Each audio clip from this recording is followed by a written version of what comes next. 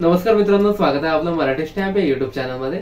मित्रांनो, आपण जर निराधार व्यक्ती असाल आणि आपण या योजनेचा लाभ घेत असाल तर आपल्याला सुद्धा काही समस्या येऊ शकतात। तर त्या कशा?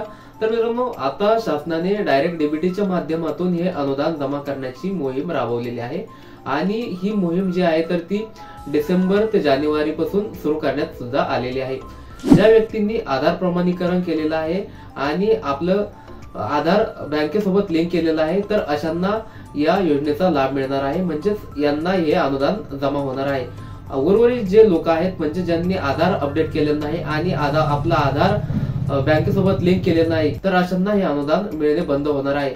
तर मित्रांनो, आपल्यासोबत अशा समस्या येऊ नये तर यासाठी आपल्याला आधार केवायसी करायचे आहे। तर हे जे डॉक्युमेंट आहे मित्रांनो, हे आपल्याला तलाठी यांच्याकडे द्यायचे आहे किंवा आपल्याला तहसील कार्यालय येथे नेऊन द्यायचे आहे।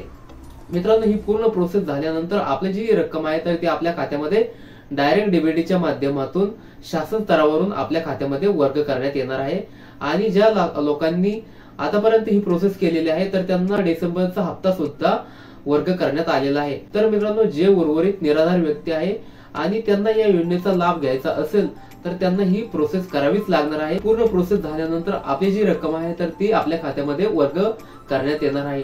ही माहिती आपल्याला कशी वाटली? माहिती आवडल्यास आपल्या चॅनलला नक्की सबस्क्राईब करा। आपल्याला काही अडचणी आल्यास कमेंट बॉक्स मध्ये नक्की विचारा। भेटूया अशाच माहितीसह। धन्यवाद।